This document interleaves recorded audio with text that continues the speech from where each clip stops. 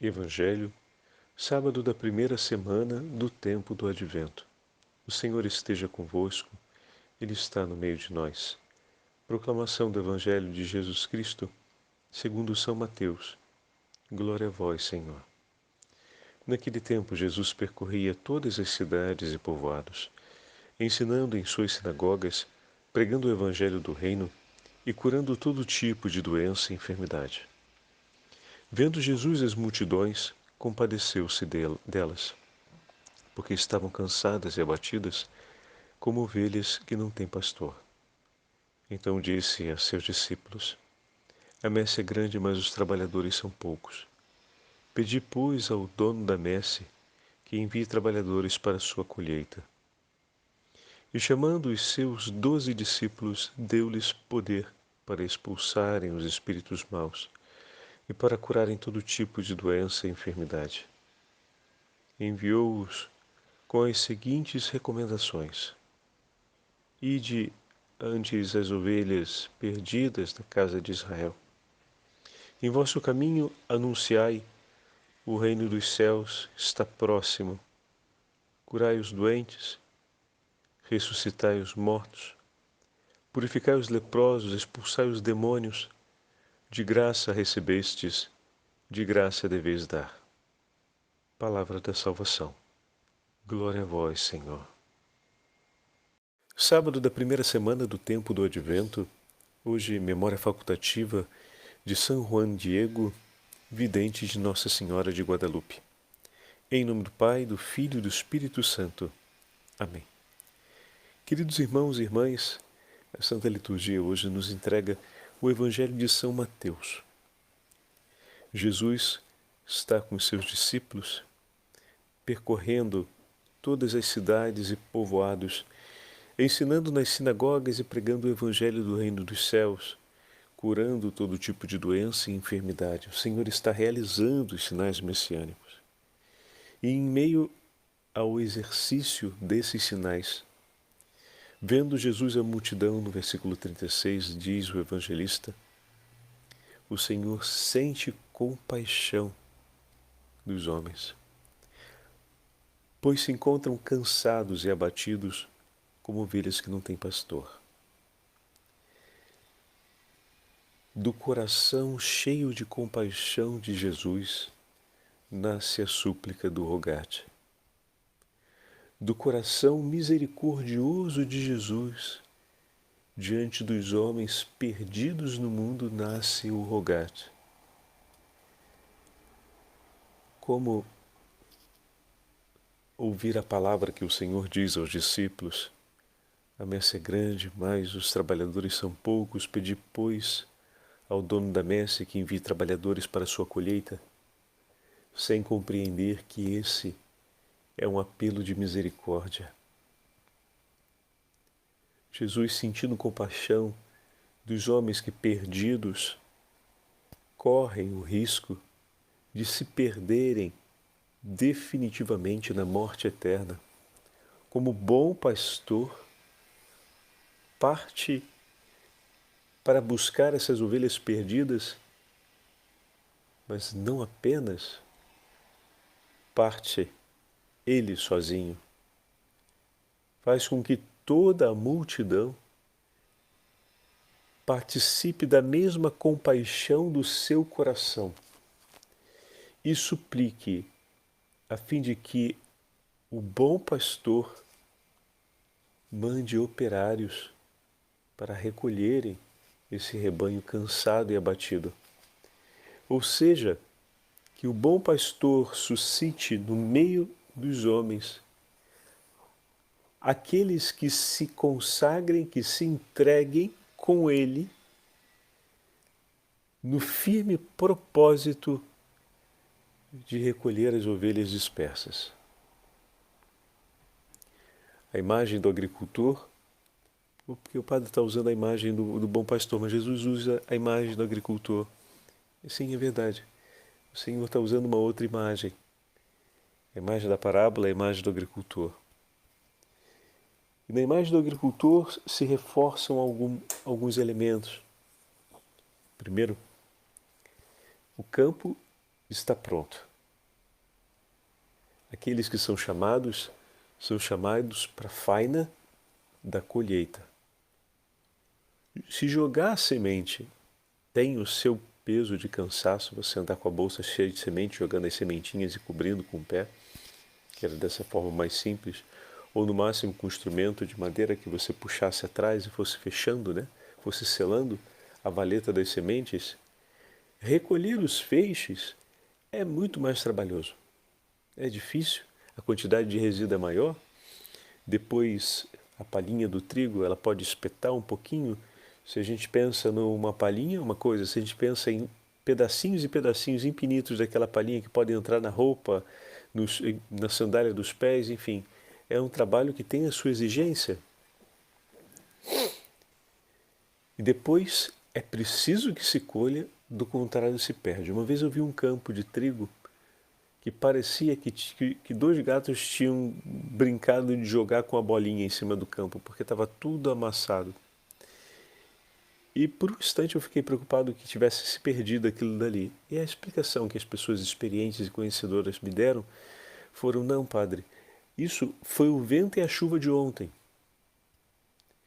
Como o trigo, depois que vai ficando seco, vai ficando no ponto da colheita, ele fica muito frágil, a chuva, ou seja, os temporais com o vento, podem botar as espigas todas por terra. E isso leva-as a quebrarem-se e a perderem-se.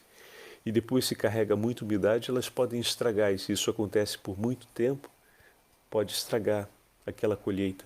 Então imagina, uma colheita pronta e ser perdida porque não tem quem recolha. Percebem que a imagem do agricultor gera ainda mais o senso de compaixão, porque é urgente que os trabalhadores se disponham à colheita. O Senhor tem pressa. Ele que lançou as sementes, Ele que fez a chuva descer dos céus, Ele que cuidou das mãos que trataram da terra para que ela fosse boa e fecunda, Ele que se deu o trabalho de fazer a semente crescer, agora pede ajuda, espera que outros amem com Ele tudo aquilo que foi feito e tenham no coração o desejo que nada e nenhum se perca. São esses que o Senhor vai enviar. Pedir operários para a messe significa pedir que o Senhor acenda no coração dos homens um forte desejo do triunfo do coração de Jesus. Acenda um fogo ardentíssimo de compaixão, a fim de que aquele coração deseje que nenhum se perca e que esse mesmo coração chamado para ser operário, além de desejar que nenhum se perca, seja um coração que saiba reconhecer com alegria a beleza e a grandeza do trabalho que foi feito para que aquela faina aconteça. Como eu acabei de dizer, a faina vai ter os seus desafios, vai ter os seus sofrimentos. Mas o desejo de que nenhum se perca e a alegria de ver o campo pronto para a colheita e reconhecer com gratidão e alegria tudo o que foi feito para que aquele campo chegasse àquele momento, são as duas motivações que vão sustentar o suportar da faina daquele trabalho, que não será pouco. Rezar por operários da messe é rezar por corações que saibam olhar, reconhecer e ter gratidão pela obra que o Senhor realiza no meio de nós em favor da salvação dos homens. e que o coração destes se torne inflamados de um grandíssimo zelo por cada uma daquelas almas tão amadas por Jesus em seu sagrado coração. Ao mesmo tempo, rezar para que o Senhor mande operários para a messe. É suplicar para que o coração de muitos homens e mulheres se tornem unidos ao coração de Jesus sob essa urgência de amor. Que nenhum se perca, meu Senhor. Que não haja espaço para deixar alguém ou alguns para trás.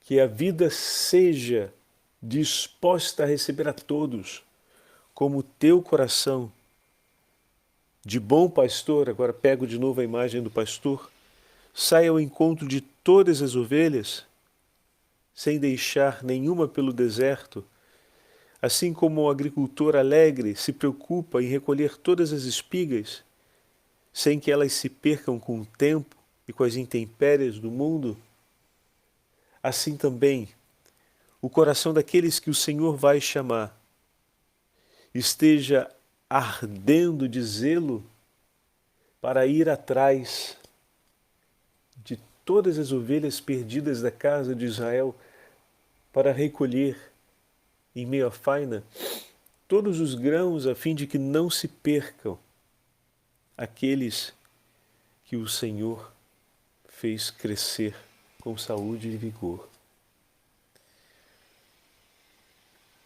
Esse chamado do Rogate, meus irmãos, é para todos nós. Vejam, repito, o Senhor poderia ter partido e seguido, cumprindo a sua missão de bom pastor, porque Ele é o bom pastor. Mas movido de compaixão, Ele fez-se necessitado de mãos que o ajudem. Pedi, pois, ao Senhor da messe que envie trabalhadores para a sua colheita. Ao fazer-se necessitado, ao querer outros para com ele recolherem os grãos a fim de que nenhum se perca, outros que, como ele e com ele, reconheçam o valor daquele campo pronto para a colheita, ao fazer-se necessitado da companhia desses homens, o Senhor nos testemunha que o amor se multiplica nos corações. Que aquilo tudo que está em seu peito, em seu coração, espera por arder intensamente em outros corações. Por isso, pedir trabalhadores para a messe é pedir corações transfigurados no coração de Jesus. É pedir por corações feridos no amor desse sagrado coração.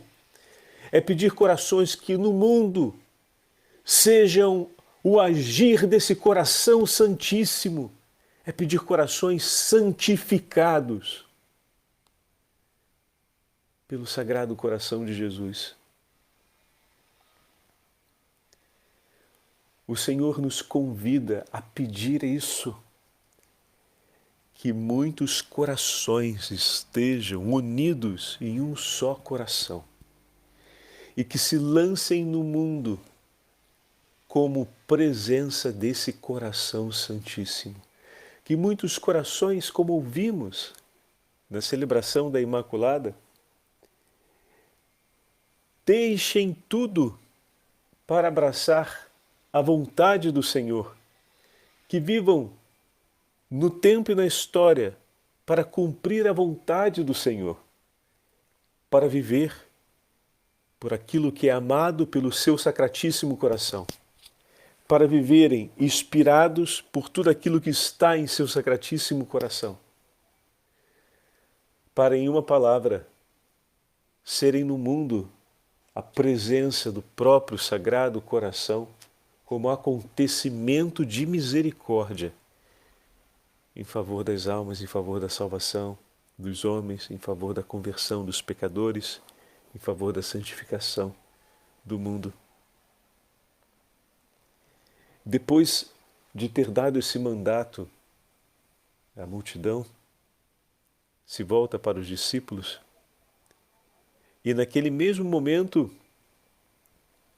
investe a cada um deles com o poder e a autoridade que é sua, a fim de que eles possam expulsar os maus espíritos, curar todo tipo de doença e enfermidade. E envia-os recomendando de cumprirem aquilo que o Pai declarou pelos profetas. Logo após a entrega do pedido à multidão, o Senhor já cumpre o envio dos primeiros 12.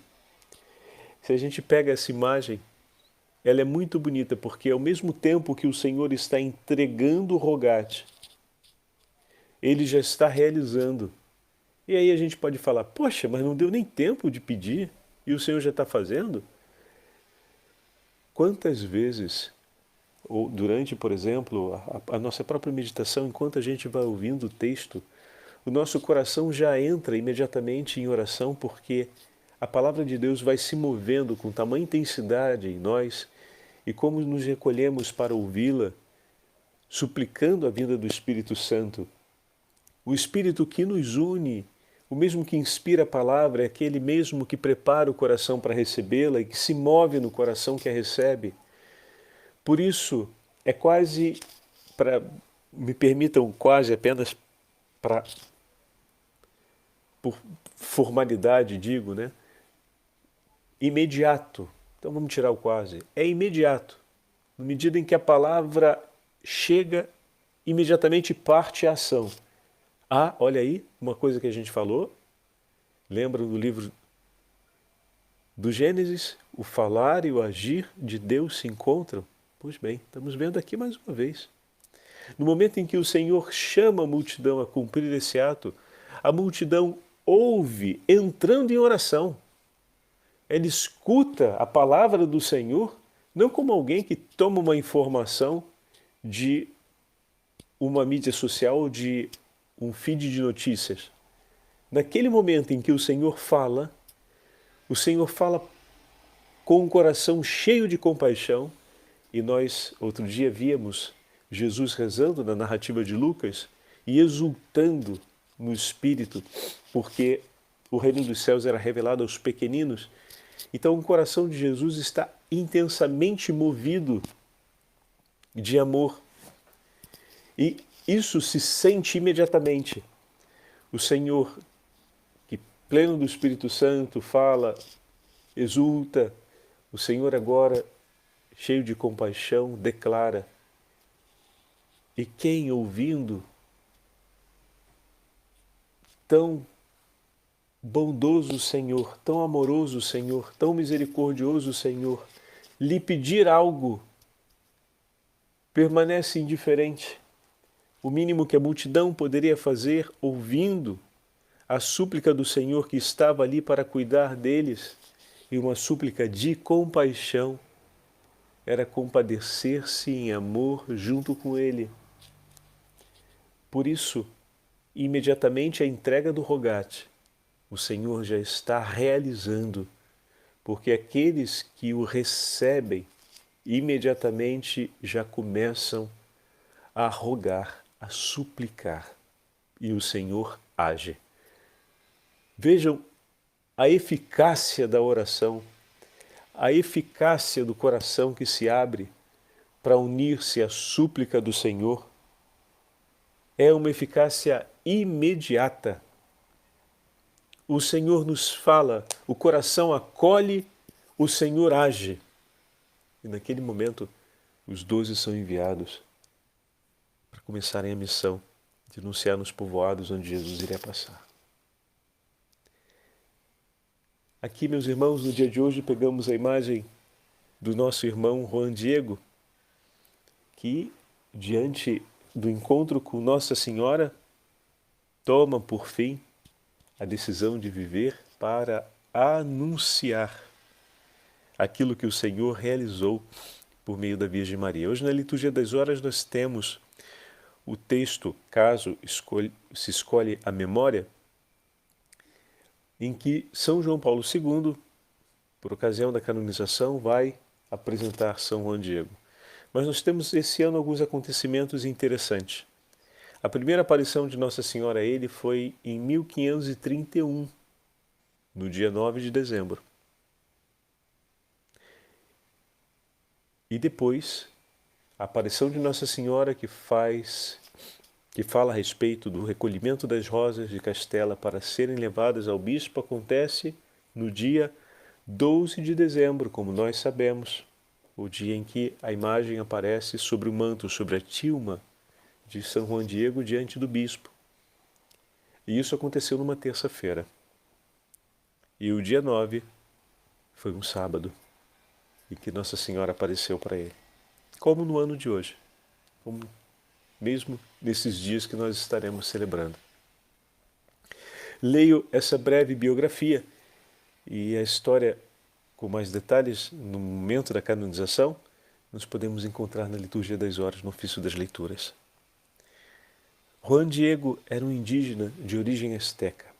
Nasceu por volta do ano de 1474, no território que é atualmente o México. Embora não fosse escravo, Juan Diego pertencia a uma casta menor no Império Azteca. Por isso, era um camponês que se dedicava também à manufatura de esteiras. Tornou-se cristão por influência da evangelização dos franciscanos, que chegaram ao México no ano de 1524.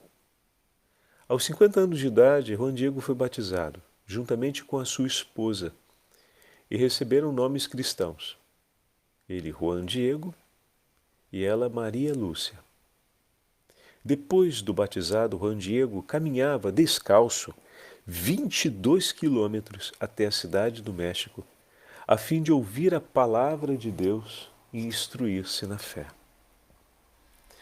No inverno, protegia-se do frio com um manto, uma capa, que se chamava tilma, de um tecido grosseiro, mas capaz de aquecer muito bem durante o inverno. Depois da morte de sua esposa, Juan Diego mudou-se para a casa de um tio, que ficava um pouco mais próximo da cidade do México, 14 quilômetros, podendo assim ir ao sábado e ao domingo para acompanhar as funções litúrgicas e receber a catequese. No dia 9 de dezembro de 1531, quando Juan Diego caminhava de madrugadinha para a igreja, aconteceu a primeira aparição da Virgem de Guadalupe. Nossa Senhora apareceu e falou com Juan Diego na sua língua nativa e pediu-lhe que pedisse ao bispo franciscano Dom João de Zumárraga que mandasse construir uma igreja no lugar da aparição, o Monte Tepeyac. O bispo, porém, não acreditou na palavra do pobre e humilde Juan Diego. Numa outra aparição, Nossa Senhora pediu-lhe que insistisse. Obediente, no dia seguinte, foi o domingo, Juan Diego voltou a falar com o bispo, que lhe exigiu que trouxesse então uma prova de tal acontecimento. Juan Diego voltou desanimado e evitou passar pelo local onde tinha visto a Virgem Maria, por recear que Nossa Senhora o repreendesse. Na terça-feira seguinte, dia 12 de dezembro, ele teve de ir à cidade novamente buscar ajuda para seu tio, que estava muito doente. Mais uma vez evitou ele ir pelo trajeto habitual, com receio de encontrar a Virgem. Porém, Nossa Senhora apareceu-lhe mesmo assim. E Juan Diego contou-lhe a resposta que havia escutado do bispo. Nossa Senhora, então, o conforta e o assegura a respeito das necessidades de seu tio, dando a ele um testemunho do seu poder de mãe. E em seguida, pediu que fosse colher flores no Monte Tepeyac. Era inverno, não nasciam flores nessa época. Apesar disso, Juan Diego prontamente obedeceu à Virgem Maria. Assim que chegou ao alto do monte, em pleno inverno, ele encontrou belas rosas de Castilha, que não crescem ali e não crescem nessa época do ano. Admirado, colheu tantas quanto pôde, colocou-as no seu manto e voltou para junto de Nossa Senhora, que lhe disse que as levasse ao bispo Dom Zamárraga como prova da aparição, conforme ele tinha pedido. Diante do bispo, Juan Diego abriu o seu manto, a sua tilma, o que significa dizer, meus irmãos, que ele caminhou sem ela nas costas, né? Tem um detalhe aqui, porque para colocar todas as rosinhas ali dentro e fechá-la bem, e a gente vê que a imagem ela está estendida no meio do manto, significa que ele caminhou descoberto. Um belo pedaço de estrada, hein? Não foi pouca coisa. Até o bispo ir num frio, porque estamos bem no período do inverno. Diante do bispo, Juan Diego abriu a tilma, abriu o manto. Nesse momento as flores caíram e no tecido rústico do manto começou a aparecer a imagem de Nossa Senhora de Guadalupe diante dos que estavam presentes. Então o bispo, maravilhado e arrependido por sua resistência inicial, acreditou e iniciou imediatamente o processo para a construção da capela conforme Nossa Senhora lhe havia pedido.